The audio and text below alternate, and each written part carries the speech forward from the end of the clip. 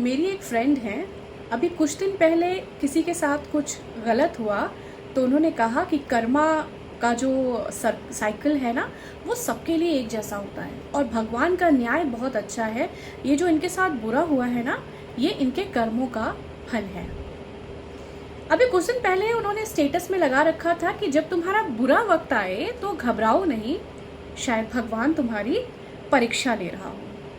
अब क्योंकि वो मेरे मित्र हैं तो मैं उनके साथ हंसी मजाक भी कर लेती हूँ, तो मैंने ऐसे ही उनको टीज करने के लिए कहा कि जब तुम परेशानी में हो तो भगवान तुम्हारी परीक्षा ले रहा है, और जब कोई और परेशानी में है तो उसे उसके कर्मों का फल मिल रहा है। ऐसा कैसे हो सकता है?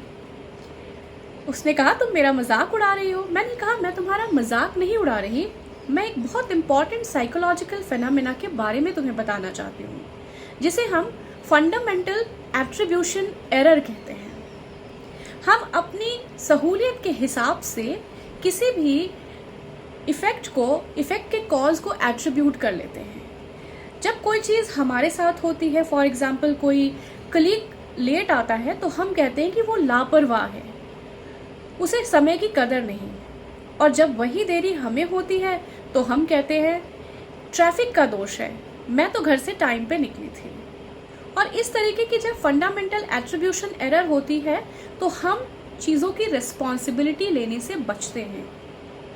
कोशिश करिए कि आप कोई भी घटना होती है उसके सही कॉज को समझें और उसे ही एट्रीब्यूट करें।